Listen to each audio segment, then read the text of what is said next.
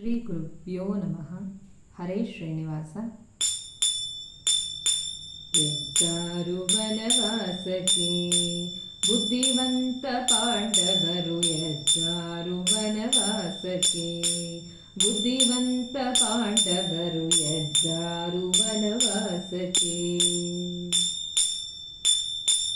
ಅಲ್ಲಿದ್ದ ಜನರು ಅಲ್ಲಿರಲಾರೆಂದು ಸಿದ್ಧರಾದರು, ಏನು ಮಾಡಿದನು ಪಾಪಿ ಮೂಢ ಶಕುನಿಯ ಮಾತು ಕೇಳಿ ಆಡಿ ಪಗಡೆ ಸೋಲಿಸಿ ಅವರನ್ನು ಅಡಗಿಗಟ್ಟಿದ ದುಷ್ಟ ದುರ್ಯೋಧನನು.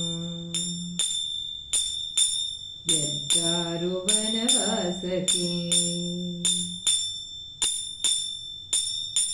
ನಿಮಗೆ ಪಗಡೆ ಆಡಿ ಸೋಲಿಸಿದ ವಾರ್ತೆಯ ನೀವು ಕಳುಹಿಸುತ್ತೀರೆ. ಹೀಗೆ ಧನ ದ್ರವ್ಯವು ಇದ್ದ ಅವನಿಗೆ ದಯಾ ಧರ್ಮ ಎಳ್ಳಷ್ಟು ಬೇಡವೆ. ಲೋಭ ಮೋಹ ಪಾಶದಿಂದ ಬಿಗಿದುಕೊಂಡರು. ಎದ್ದಾರು ವನವಾಸಕ್ಕೆ ವಿಪ್ರರ ಮಾತು ಕೇಳಿ ದ್ರೌಮ್ಯಾಚಾರ್ಯರ ಪಾದಕ್ಕೆ ಎರಗಿ ಅವರು ಹೇಳಿದಂತೆ ಮಾಡಿದ ಧರ್ಮಜ. ಸೂರ್ಯೋಪಾಸನೆಯನ್ನು ಕಂಡು ಸೂರ್ಯನು ಪ್ರತ್ಯಕ್ಷನಾಗಿ ಏನು ಬೇಕು ಬೇಡು ಎಂದು ವರವ ಕೊಟ್ಟನು. ಎದ್ದಾರು ವನವಾಸಕ್ಕೆ ಲಕ್ಷ ಕೋಟಿ ಬ್ರಾಹ್ಮಣರ ಭೋಜನವನ್ನು ಆಲಸ್ಯವಿಲ್ಲದಂತೆ ಮಾಡಿಸಬೇಕು ಎಂಬ ಮಾತು ಕೇಳಿ ಕೊಟ್ಟ ಸೂರ್ಯನು ಅಕ್ಷಯ ಪಾತ್ರೆಯನ್ನು ಸ್ವಚ್ಛವಾಗಿ ತೊಳೆದು ತನ್ನ ಪತ್ನಿಯ ಕೈಯಲ್ಲಿ ಕೊಟ್ಟ. ಎದ್ದಾರು ವನವಾಸಕ್ಕೆ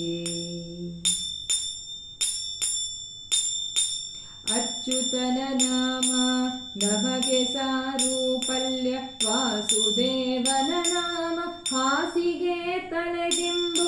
ಅಕ್ಷಯ ಪಾತ್ರೆಯನ್ನು ಕೊಟ್ಟು ತೆರಳಿದ ಸೂರ್ಯ, ಅಕ್ಷಯ ಪಾತ್ರೆಯನ್ನು ಕೊಟ್ಟು ತೆರಳಿದ ಸೂರ್ಯ.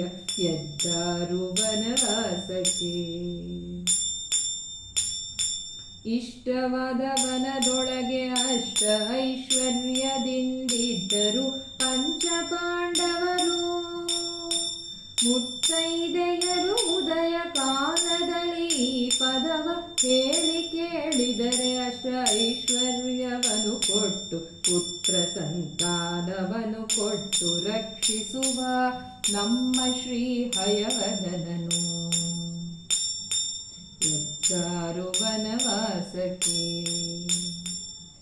ಎದ್ದಾರು ವನವಾಸಕ್ಕೆ.